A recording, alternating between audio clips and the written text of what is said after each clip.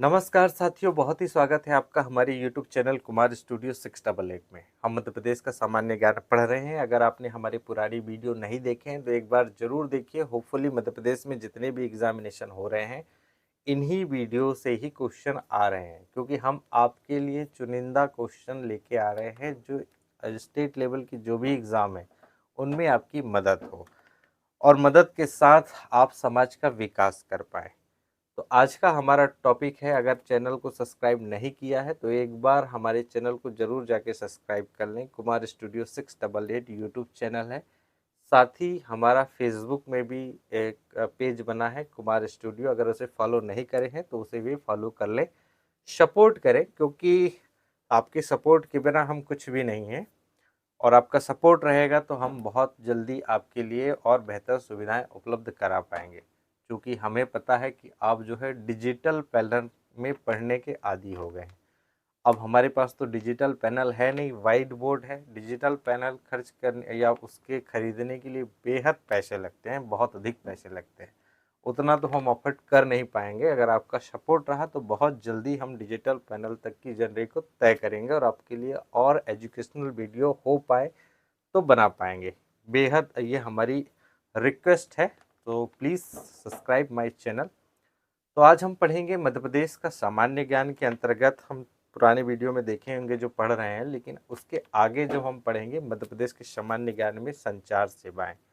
देखेंगे कि मध्य प्रदेश की संचार सेवाएं क्या हैं। बिना समय बर्बाद करे मध्य प्रदेश की संचार सेवाएं।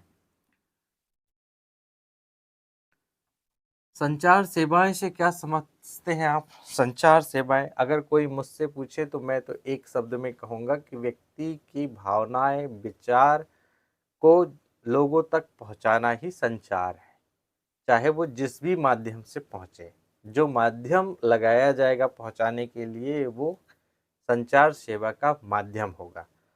आप पत्र के माध्यम से पहुंचाएं, टेलीविज़न के माध्यम से पहुंचाएं, रेडियो के माध्यम से पहुंचाएं या इंटरनेट के और दूसरे माध्यम से पहुंचाएं, जिस भी चीज़ के माध्यम से आप पहुंचाएंगे वो संचार के माध्यम कहलाएंगे। तो संचार एक नज़र में हमने देखा कि संचार क्या है। व्यक्ति के विचार, भावनाओं को दूसरे तक पहुंचाना ही संचार है। ये हमने आज संचार में देखा। अब हम आगे देखेंगे। ये तो पूछता नहीं है, लेकिन बताने के लिए, समझाने के लिए हो गया कि एक व्यक्ति ए है, एक व्यक्ति बी है। ए व्यक्ति से बी व्यक्ति तक बातों को पहुंचाना, संदेश को पहुंचाना ही संचार है। ये सिर्फ समझने के लिए होगा, समझने के लिए बेहद आवश्यक है और आपने समझ लिए होपफुली। ये बहुत ज़रूरी है। आज का जो समाज है वो समाज सेवाओं को विस्तारित नहीं कर पा रहा है। कुछ रूढ़िवादी सोच के कारण लोग संचार सेवाओं को एडॉप्ट नहीं कर पा रहे हैं और यकीन मानिए, जो समाज संचार सेवाओं से दूर होता जाएगा वो समाज विकसित नहीं हो पाएगा। आज हर समाज, हर देश ये बात जान रहा है कि अगर वो संचार सेवाओं को एडॉप्ट करेगा, टेक्नोलॉजी को अपने तक लेके आएगा तो वो समाज का विकास होगा। इसलिए समाज में प्रतिस्पर्धा बढ़ रही है। हर समाज ये चाहता है कि वो आगे आए, उसे लोग जाने, उसकी कलाओं को जाने, उसकी शैलियों को जाने, रहन सहन के तरीकों को जाने। और भी बहुत सारी चीज़ें हैं जो संचार माध्यम से संभव हो पाती हैं। अन्यथा ये मान के चलें कि ये सिर्फ हवा हवाई बातें हैं और दूसरा कुछ नहीं है। तो संचार सेवा अडॉप्ट करना हर समाज की जिम्मेदारी है। जो लोग नहीं कर पा रहे हैं उनसे भी निवेदन है, अगर वीडियो देख रहे हैं तो संचार सेवा को बढ़ावा दें। अपना विकास तो हो गई, साथ ही साथ देश का और समाज का भी विकास में अग्रणी भूमिका निभाएंगे। अन्यथा आप कुंठित सोच से अगर बैठे रहेंगे तो ना तो उससे समाज का भला होने वाला है, ना ही और दूसरे लोगों का जो चाहते हैं विकास करना, उनका भी विकास नहीं हो पाएगा। एक शायद किसी शायर ने कहा है कि ज़िंदगी इतनी तेज गति से भाग रही है कि जिससे हम स्कूल कॉलेज में लड़ते थे जिन दोस्तों से, आज हम उन्हीं दोस्तों को बात करने के लिए उन्हें इंटरनेट पे ढूंढते हैं। ये बात भी सही है। दूसरा इसका दुष्परिणाम भी ये है कि आज जब देखिए कि फेसबुक, ट्विटर, हर जगह सोशल मीडिया में लोगों के 5,000 फ्रेंड हैं, लेकिन घर में बोलचाल बंद है। तो ये इसका दुष्परिणाम भी है। कि आपस में दूरियां भी बढ़ रही हैं, तो कोशिश ये करें कि इसका सीमित प्रयोग करें, लेकिन जितनी भी टेक्नोलॉजी आ रही है उनका सबसे पहले इस्तेमाल करना सीखें। अगर नहीं सीखेंगे तो समस्या आगे और गंभीर हो जाएगी, और फिर आप समझते हैं कि समाज का क्या होगा। आप समाज के एक जिम्मेदार नागरिक होने के नाते आपको चाहिए कि इसका विकास हो। तो मध्य प्रदेश में संचार सेवाएं हम पढ़ रहे थे, तो पहली संचार सेवा देखेंगे डाक सेवा, है ना। पहली संचार सेवा के अंतर्गत 5 प्रकार की संचार सेवाएं होती हैं जो मध्य प्रदेश में चल रही हैं। तो हम पहले देखेंगे डाक सेवा। डाक सेवा के बाद दूसरा आती है दूरदर्शन। दूरदर्शन, दूरदर्शन में टीवी वगैरह चला आता है इसमें। तीसरा है समाचार पत्र, समाचार पत्र और पत्रिकाएं, तो 3 हो गई। चौथी हमारे पास है आकाशवाणी। आकाशवाणी, आकाशवाणी को रेडियो भी कह सकते हैं आप, रेडियो भी इसके अंतर्गत आता है। और पांचवा हमारे पास जो मोस्टली बहुत ज़्यादा ज़रूरी था, लेकिन इससे दूर इससे लोग जो है वो भागते चले जा रहे हैं लगातार, वो है दूरसंचार। दूरसंचार सेवा, दूरसंचार सेवा में मोबाइल आ जाएगा और इसमें इंटरनेट भी सम्मिलित हो जाएगा। इंटरनेट, मोबाइल तो आएगा ही, और इंटरनेट, मोबाइल और इंटरनेट दूरसंचार सेवाओं में। और ये लेटेस्ट है, इसे तो अडॉप्ट करना ही करना चाहिए, लेकिन चूंकि लोग इससे भाग रहे हैं, कम्युनिकेट नहीं कर पा रहे हैं, इसके साथ सीख नहीं रहे हैं, कुंठित सोच वाले लोगों के लिए ये एक प्रकार का एंटीडोज है। अगर वो इसको अपनाएंगे, इसकी खूबियाँ देखेंगे, तो निश्चित है बहुत ज़्यादा विकास वो कर पाएंगे।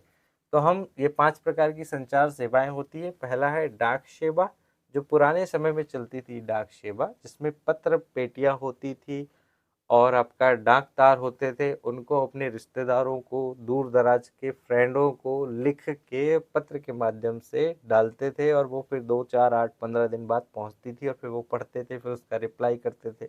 ये बहुत ही स्लो सेवा है, संचार सेवा, डाक सेवा जो थी वो बहुत ही स्लो है। दूरदर्शन जो है वो टेलीविज़न की दुनिया में क्रांति स्थापित करने वाला, या टेलीविज़न ही हम इसको दूरदर्शन को कहेंगे, तो ये भी आप समझ गए होंगे। समाचार पत्र जो है दैनिक भी होते हैं, साप्ताहिक भी होते हैं और मासिक भी होते हैं। दैनिक जो प्रतिदिन छपते हैं, और मासिक वो होते हैं जो महीने में एक बार छपते हैं, और साप्ताहिक वो होते हैं जो सप्ताह में सिर्फ एक ही बार निकलते हैं। तो ये समाचार पत्र भी है, संचार सेवा के लिए बेहद जरूरी रहा है। इन्होंने भारत की आज़ादी के लिए संचार सेवाओं में समाचार पत्रों ने बड़ी अग्रणी भूमिका निभाई है। जब हम इतिहास पढ़ेंगे तो इसके बारे में विस्तृत पढ़ेंगे, लेकिन आज कब शुरुआत हुई, कब क्या हुआ, ये ही देखेंगे इसमें। आकाशवाणी में रेडियो आती है। रेडियो की शुरुआत बहुत बाद में हुई थी, लेकिन इसने भी हमारे देश के स्वतंत्र कराने में बहुत ही अच्छी भूमिका निभाई है। तो रेडियो, आकाशवाणी और दूरसंचार, मोबाइल, इंटरनेट वर्तमान का तो ये युग ही चल रहा है। जो समाज इससे परे है, तो ये कहना चाहिए उसका विकास नहीं होगा। आप सब लोग अडॉप्ट करें। जो लोग नहीं आ रहे सिखाना, मतलब जिन लोगों को चलाना नहीं आ रहा है, उनको भी सिखाने का काम करिए।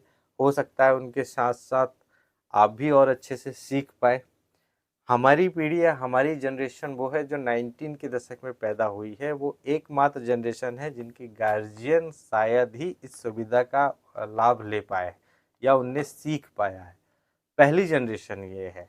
तो हम बड़े गर्व के साथ कह सकते हैं, अपने आप को गौरवान्वित महसूस करते हैं कि हमारे जो गार्जियन हैं वो दूर संचार सेवाओं में मोबाइल और इंटरनेट से कोसों दूर है। तो हम पढ़ेंगे आज डाक सेवा के बारे में, और जानेंगे कि डाक सेवा की शुरुआत मध्य प्रदेश में कैसे हुई। यहाँ से जो क्वेश्चन बनते हैं उन पर हम नज़र डालेंगे। तो मध्य प्रदेश में जो डाक सेवा की शुरुआत हुई थी 1 अप्रैल 1962 की हुई थी। ये डेट याद रखेंगे, 1 अप्रैल 1962। 1 अप्रैल 1962 को ये डाक सेवा की शुरुआत होती है। लेकिन कुछ पुस्तकें ये मानती हैं कि ये 65 है, 62 नहीं है। लेकिन कैसे है मैं आपको बता रहा हूँ पूरे फैक्ट के साथ। 1 अप्रैल 1962 को नागपुर डाक मंडल, है ना, नागपुर डाक मंडल का गठन किया गया था 1 अप्रैल 1962 को। अब आप बोलोगे 1957 में मध्य प्रदेश जब अलग हो गया था या राज्य पुनर्गठन आयोग की सिफारिश के आधार पर मध्य प्रदेश की स्थापना भाषाई आधार पर की गई थी, तो फिर 1962 में मध्य प्रदेश का नागपुर तो महाराष्ट्र में चला गया था, तो यहाँ क्यों स्थापित हुआ? तो आप ये जान लीजिए कि डाक सेवा जो थी 1 अप्रैल 1962 को मध्य प्रदेश के लिए डाक तार मंडल का गठन नागपुर में किया गया था। अब आई बात समझ में, 1 अप्रैल 1962 को नागपुर में मध्य प्रदेश के लिए डाक तार परिमंडल का गठन किया गया था, यानी यहाँ पर ऑफिस बनाया गया था। तो ये क्वेश्चन भी बहुत ज़रूरी है, कई बार इसमें कंफ्यूज हो जाते हैं लोग, और फिर पहले ही क्वेश्चन, अभी तो पहले ही क्वेश्चन है लेकिन उसमें ही फंस गए। तो कोशिश ये करेंगे कि आने वाले जो क्वेश्चन है उन पे हम और कोशिश करें और हम देखें। लेकिन ये व्यवस्था ज़्यादा दिन तक नहीं चली। 1 अप्रैल 1962 को जब मध्य प्रदेश में डाक परिमंडल का गठन किया गया नागपुर में, तो ये व्यवस्था ज़्यादा दिन नहीं चली और ये 11 जुलाई 1965 है ना, 11 जुलाई 1965 को इसे भोपाल में स्थानांतरित कर दिया गया। ये जो कार्यालय खोला गया था डाक परिमंडल का, इसे स्थापित करके भोपाल में लाया गया 1965 को। तो आपसे ये क्वेश्चन कन्फ्यूजेबल है, आपसे पूछ सकता है। अगर आप ध्यान पूर्वक नहीं देखेंगे, नोट नहीं करेंगे, तो बड़ी समस्या आपके लिए हो सकती है। मध्य प्रदेश में वर्तमान में लगभग कितने डाकघर हैं या पोस्ट ऑफिस है, ये भी क्वेश्चन बन सकता है। तो आपको बताना है 8279 है ना। मध्य प्रदेश में जो डाकघरों की संख्या है, पोस्ट ऑफिस की संख्या है, वो आपसे पूछ सकता है पोस्ट ऑफिस कितने हैं। तो पोस्ट ऑफिस की संख्या मध्य प्रदेश में देखेंगे 8279 है, 8279 हमारे पास मध्य प्रदेश में अभी वर्तमान में डाकघर है। वहीं अगर बात होगी कि मध्य प्रदेश में डाकघर तो है लेकिन पेटियां कितनी हैं जिसमें हम डाक डालते हैं या चिट्ठियां डालते हैं, उन पेटियों की संख्या कितनी है? तो 38,395। कितनी? 38,395 मत पेटियां है ना। मत पेटियां नहीं कहेंगे ने, डाक पेटियां कहेंगे। डाक पेटियां, डाक पेटियों की संख्या कितनी है? 38,395 डाक पेटियों की संख्या है। तो ये जो क्वेश्चन है यही पूछे जाते हैं। ऑप्शन हो सकता है कि मध्य प्रदेश में वह पहला कौन सा डाक ऑफिस है जिसने पासपोर्ट सेवा प्रारंभ की थी। तो आपको बताना है विदिशा जो है, विदिशा जो है मध्य प्रदेश का पहला डाक पोस्ट है जिसने मध्य प्रदेश में पासपोर्ट सेवा प्रारंभ की थी। अब तो लगभग मध्य प्रदेश के हर जिलों में डाक केंद्रों से पोस्ट बनाए जाते हैं या पासपोर्ट सेवा प्रारंभ कर दी गई है। लगभग हर जगह से हो गया। पहले तो भोपाल में ही होता था, इंदौर में होता था, जबलपुर में होता था, लेकिन वर्तमान में लगभग हर जिले में ये सुविधाएं हैं। जो नवीन गठित जिले हैं उनको छोड़ करके लगभग हर जिलों में है। तो पहली बार जो है विदिशा वो शहर है जिसमें पासपोर्ट सेवा प्रारंभ की गई थी। इसमें अगर आपसे क्वेश्चन पूछ सकता तो आप जरूर ये बताएंगे। साथ में अगर डेट पूछेगा तो आपको डेट बताना है। इसकी डेट 28 फरवरी 2017। 28 फरवरी 2017 वो दिन था जब पहली बार डाक सेवा के माध्यम से डाकघरों में पासपोर्ट सेवा प्रारंभ की गई। तो यहाँ से 3 ही क्वेश्चन मोस्टली इंपॉर्टेंट बनते हैं। पहले है डाक सेवा।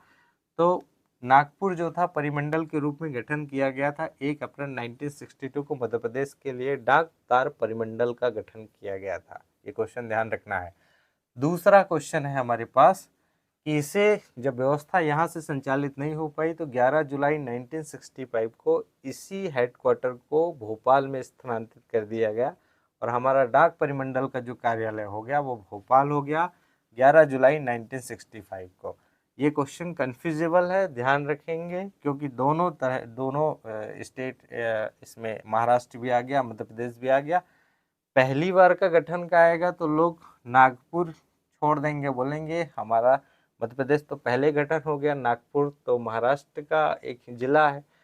तो ये तो हो ही नहीं सकता और उसे वो रॉन्ग करके आ जाएंगे। लेकिन आप ये पढ़े होंगे तो आप ध्यान रखेंगे कि सबसे पहले नागपुर में मध्य प्रदेश के लिए सेवाएं प्रारंभ कर दी गई थी।